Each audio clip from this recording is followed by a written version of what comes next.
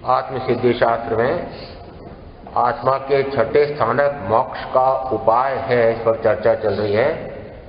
कर्म बंध क्रोधादिति हणे क्षमाधिपत्य स्वच्छंद प्रत्यक्ष अनुभव सर्व ने एमा शो संदेह।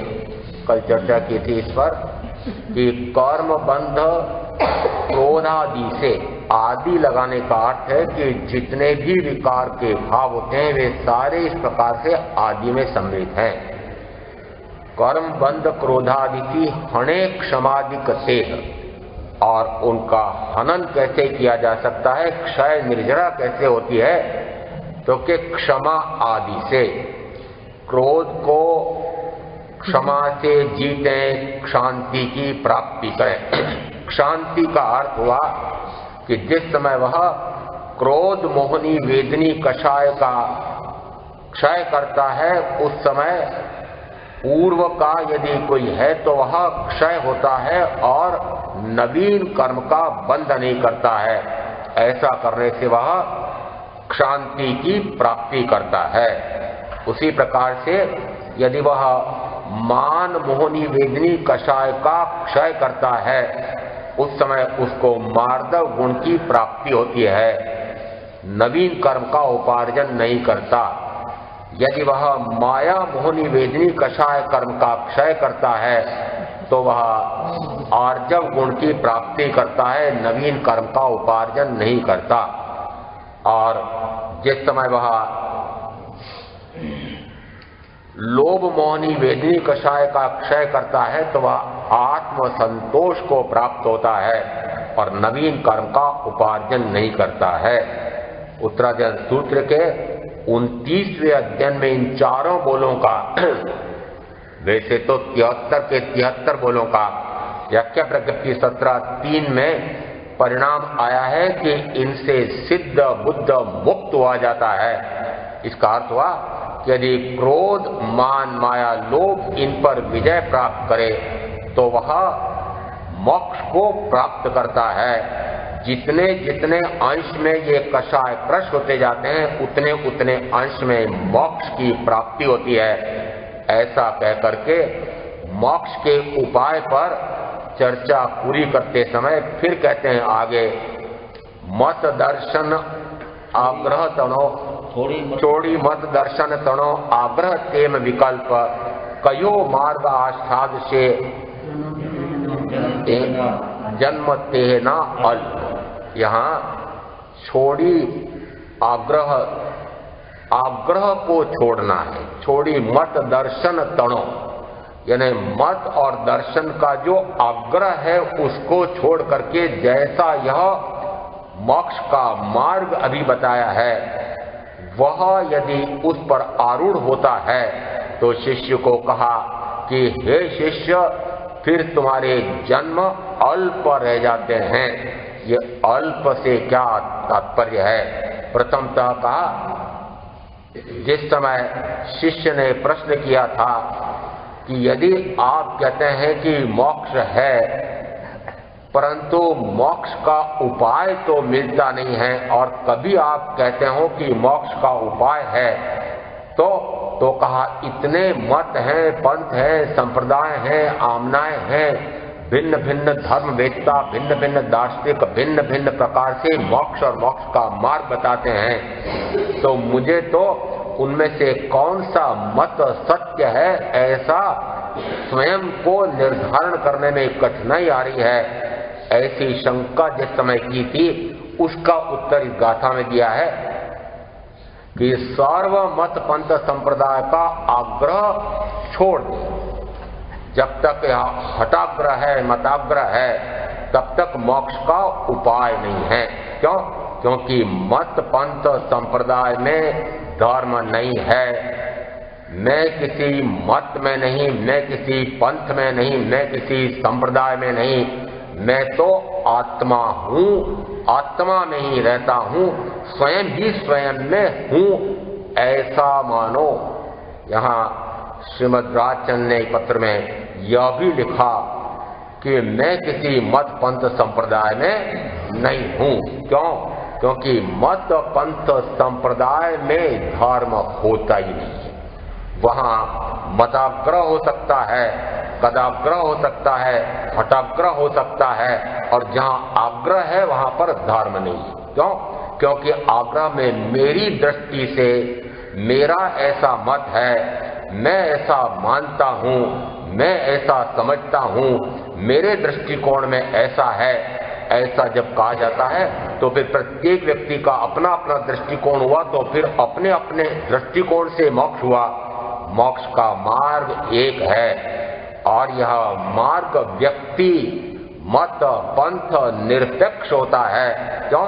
क्योंकि यह सत्य है, मात्र आत्मा सतरूप है। उस सत स्वरूप को प्रकट करने के लिए जैसा वह है वैसा ही जाने, वैसा ही माने, वैसा ही देखे और पा जाए, उसके लिए मत पंथ की आवश्यकता नहीं है। यद्यपि ये मत पंथ संप्रदाय बाह्य अपेक्षा से भगवान महावीर के दर्शन में कहा जाता है कि जो संयम साधना करने वाले तीर्थवासी हैं, उनकी मर्यादाओं को निर्धारित करने के लिए, आचार मर्यादाएं पालने के लिए, विधि निषेध के लिए इस प्रकार के ये हो सकते हैं। किसी काल में ये ऐसे आचार मर्यादाओं के पालन करवाने वाले रहे होंगे। वर्तमान में तो ये सारे मात्र वैर वैमनस्य की विष के बीज बोने की, जहर फैलाने की बची हुई हैं। और इस अपेक्षा से मत पंथ संप्रदाय की दृष्टि से यदि आप मोक्ष का उपाय खोज रहे हैं, मोक्ष प्राप्त करने का सोच रहे हैं, तो मिथ्या है।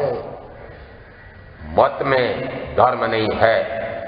यदि संप्रदाय में धर्म होता तो फिर जितनी जितनी संप्रदाय हैं वो सारे मोक्ष में चले गए होते।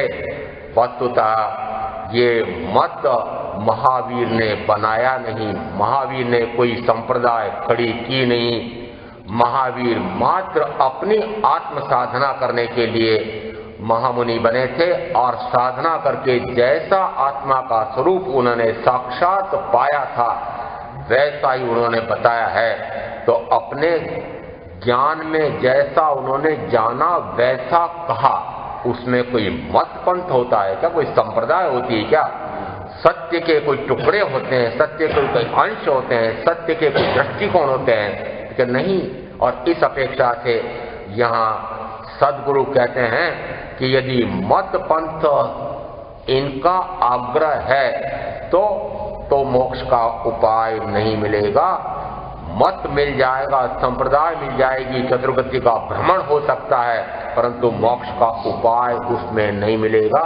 इसलिए इन सब का आग्रह तो छोड़, और जैसा यह मार्ग कहा है, अब मार्ग कैसा कहा है, तो यहाँ ये मोक्ष के उपाय में जो मार्ग बताया है वह कैसा है कि ज्ञान का प्रकाश हो जाए तो अज्ञान का अंधकार छटता है।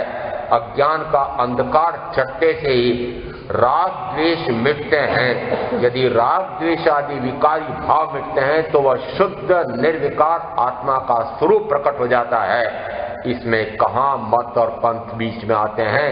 यह तो मेरे स्वयं के संदर्भ में है।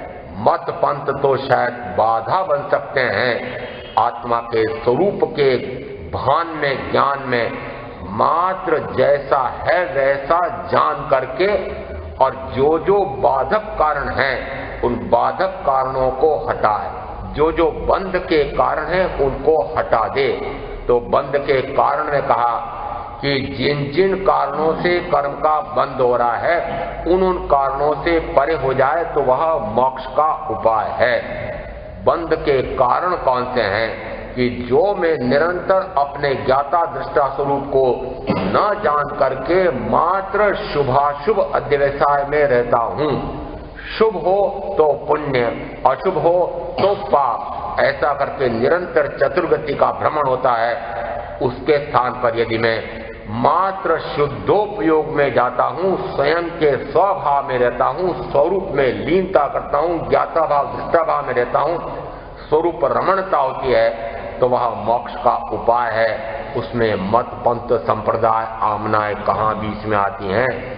स्वरूप में रमणता यह मात्र अपने आत्मा से ही प्रकट होती है। उसमें मत और पंथ और संप्रदाय इनकी जो दृष्टि है वह तो बाधक हो सकती है, यह तो कर्म होने का कारण हो सकते हैं। मुक्ति का उपाय तो मात्र अपने आप में। ऐसा कह करके फिर भिन्न भिन्न प्रकार से बताया कि कौन कौन से ऐसे कारण हैं कि जिसका निवारण करे तो वह मोक्ष का उपाय, मोक्ष को प्राप्त कर लेता है। तो फिर कल कहा था कि क्रोध, मान, माया, लोभ, प्रेम, द्वेष और उसके साथ साथ जितने भी विकार के भाव होते सबको कहकर कहा कि जब तक इनका परित्याग नहीं करता है तब तक वह मोक्ष को प्राप्त नहीं हो सकता है, और जब तक एक अंश में भी ये विकार का भाव है तब तक वह मोक्ष को प्राप्त नहीं होता है। इसलिए उपाय क्या बताया है कि उपाय जो जो विकार का भाव हो रहा है वह विकार का भाव मिटे तो मैं स्वयं निर्विकार हूं ही। मिटाना क्या है, हटाना क्या है, करना क्या है कि जो जो अभी कर रहा है वह मिटा दे तो मोक्ष है। ऐसा गुरु ने कह करके कहा कि इनसे यदि वह परे हो जाए, अब वह परे कितनी तरतमता से इन क्रोधादि को मिटाता है, जितनी तरतमता से मिटाता है।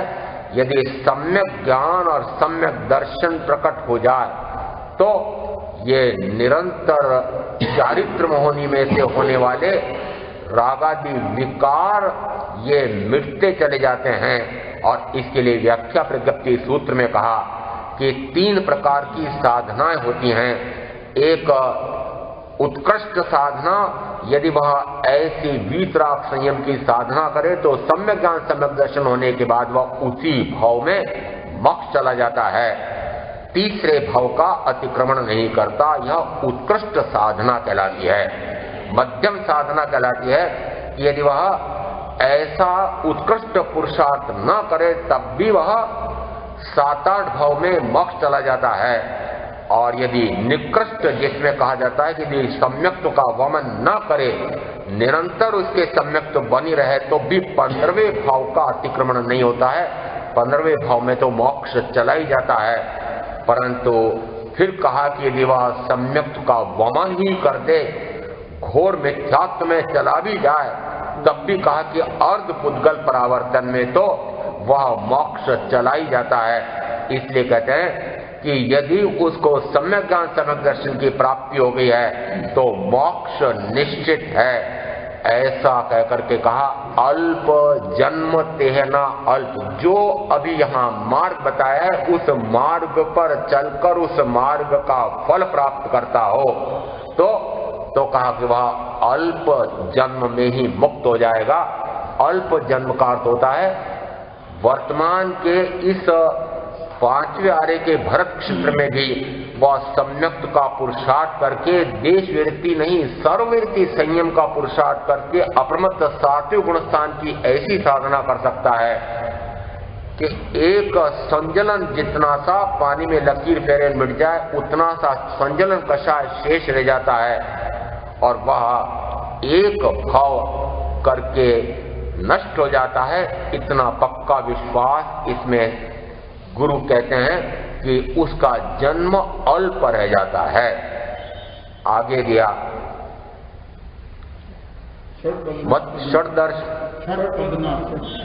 षटपदनाशर प्रश्न थे पूछा करी विचार ते पदनी सर्वांगता मोक्ष मार्ग निर्धार। यहाँ ये जो 6 पद कहे हैं, ये 6 पद जैसे तुमने प्रश्न पूछे हैं वैसे यदि इन 6 पदों का जो जो निरूपण किया गया है उस पर पक्का श्रद्धान हो जाए, उसको सर्वांगीण प्रकार से समझ में आ गया हो तो कहा वह मोक्ष को निश्चित ही प्राप्त कर लेता है। 6 पद किस अपेक्षा से हैं? या पहले कहा था कि भिन्न भिन्न प्रकार के ये मत पंथ संप्रदाय हैं, ये भिन्न भिन्न प्रकार के रास्ते बताते हैं। कैसे निर्धारण करूं? यहां पुनः क्योंकि इस गाथा में आया है आत्मा है, यदि ऐसा कोई धर्मवेत्ता दार्शनिक है कि जो कहता है आत्मा है ही नहीं, मात्र पंच महाभूतों से, पंच तत्वों से यह शरीर बनता है और उसी शरीर में जीव उत्पन्न हो जाता है और शरीर के साथ मृत्यु होती है उसकी, तो वह आत्मा भी मर जाता है। यदि ऐसे कोई धर्मवेत्ता हैं तो मत मानो कि वे कहते हैं वह सही है, मानो कि आत्मा है। तो प्रथमतः यह विश्वास कराने के लिए पहला पद यदि वह समझ में आ गया हो, सर्वांगीण, यहाँ सर्वांश में इस मार्ग को समझ लिया हो, तो वह कब होगा कि 6 पदों को यदि वह समझ लेता है तो कहा जाता है मोक्ष निश्चित है। सम्यक दर्शन की प्राप्ति के लिए भी एक दृष्टि से कहा जाता है कि 6 पद यदि सर्वांग रूप में समझ में आ जाते हैं तो निश्चय सम्यक दृष्टि प्राप्त होती है। यहाँ आत्मा नित्य है, जिस समय दूसरे पद के लिए पक्का कराया था, जो कहते हैं कि आत्मा यह मात्र क्षणवर्ती है। बौद्ध मत में कहा उत्पाद व्यय तो होता है, परंतु आत्मा नित्य ध्रुव शाश्वत ऐसा नहीं है। यदि ऐसा नहीं है तो फिर वह मोक्ष का उपाय कैसे प्राप्त करेगा? किसका मोक्ष होगा? यदि निरंतर उसका उत्पाद व्यय होता रहा, जन्म मरण जन्म मरण जन्म मरण होता रहा, तो फिर मोक्ष किसका होगा? जिसमें वह जन्म मरण, जिसमें वह उत्पाद व्यय हो रहा है, उसमें कोई ध्रुव तत्व तो होना चाहिए। किसको मोक्ष किसका होगा? तो यदि मात्र उत्पाद व्यय माना और ध्रुवता नहीं मानी, तो उस ध्रुव आत्म तत्व का पक्का श्रद्धान नहीं होने पर मोक्ष का उपाय नहीं मिलेगा। तो कहते हैं दूसरे पद पर भी पक्का विश्वास रखो। तीसरा कहा आत्मा कर्ता है, चौथा कहा आत्मा भोक्ता है। यहाँ यदि आत्मा को मात्र कर्ता होने के कारण भोक्ता माना, तब भी कोई मोक्ष का उपाय नहीं मिलेगा। क्यों? क्योंकि वह निरंतर कर्म का कर्तृत्व करता रहता है, उसके अनुसार भोक्तृत्व होता रहता है। और यदि कर्ता भोक्ता निरंतर आत्मा रहे तो मोक्ष का उपाय कैसे होगा? इसलिए एक अपेक्षा से कहा कि यह आत्मा ही कर्म का कर्ता होता है, आत्मा ही कर्म का कर्ता होने से भोक्ता होता है। परंतु तुरंत दूसरी अपेक्षा से कहते हैं कि वह तो कर्तृत्व करने में सक्षम ही नहीं है, वह तो मात्र स्वस्वरूप में रमणता करके मुक्त ही हो सकता है। दोनों उपाय कहे हैं। यदि वह कर्म का कर्ता है तो भोक्ता है, परंतु वह कर्म करे कर्म न करे दोनों उसके हाथ में हैं। तो तीसरे पद में यह भी कहा कि आत्मा कर्म करे ऐसा नहीं, वह यदि स्वरूप में रह जाए तो कर्म का कर्तृत्व होता ही नहीं है और वह मुक्त होता है। तो वहां तीसरे पद में मोक्ष का उपाय है ऐसा पक्का कराया। चौथे पद में कहा कि यदि मोक्ष का उपाय करना है तो क्या करो कि कर्म के कर्तृत्व से परे होकर के स्व में रमण कर लो। स्वयं ही स्वयं का कर्ता और स्वयं ही स्वयं का भोक्ता, अपने ही गुणों का कर्ता अपने ही गुणों का भोक्ता। तो जो सांख्यमती कहते हैं कि आत्मा तो ध्रुव है, निर्विकारी है, कूटस्थ नित्य है, तो उनके वहां फिर मानो कि मोक्ष का उपाय कहां से होगा? पहले यदि मान लिया कि आत्मा तो निर्विकारी है, यदि निर्विकारी है तो फिर निर्विकारिता प्रकट करने की आवश्यकता नहीं है। इसलिए भगवान महावीर कहते हैं कि निर्विकारी तो निश्चय न से वस्तुतः है, परंतु वर्तमान में वह विकारग्रस्त हो रहा है। इसलिए विकार से निर्विकार का पुरुषार्थ यही तो मोक्ष का मार्ग है और इसी मोक्ष के मार्ग पर चढ़ करके आरूढ़ होकर के मोक्ष को प्राप्त किया जा सकता है। तो कहते हैं कर्म का कर्तृत्व और भोक्तृत्व यह आत्मा नहीं कर सकता है। ऐसा इन दोनों पदों पर विश्वास हो जाए तो मोक्ष की प्राप्ति अवश्यंभावी है। पांचवा कहा निरंतर मैं शुभाशुभ भाव करता रहूं और शुभाशुभ भाव से कभी शुभ गति और कभी अशुभ गति, ऐसा करते करते तो मुझे अनंत काल हो गया। तो जो ऐसा मानते हैं वे मिथ्या मान्यता है। वे कहते, महावीर क्या कहते हैं? महावीर कहते हैं निरंतर मैं शुभाशुभ भाव क्यों करूं, मेरा यह स्वभाव ही नहीं है। यदि मैं शुभाशुभ भाव से परे होता हूं तो फिर वही मेरा मोक्ष है और वही उपाय। तो भिन्न भिन्न दार्शनिकों के संदर्भ से यदि यह कहा जाता है कि जो दार्शनिक जो मार्ग बता रहे हैं वह आधा अधूरा है, वह एकांगी है। यहाँ ये 6 पद अनेकांत को स्पष्ट करते हुए उस अनेकांतात्मक एकता को प्राप्त होता है और एक शुद्ध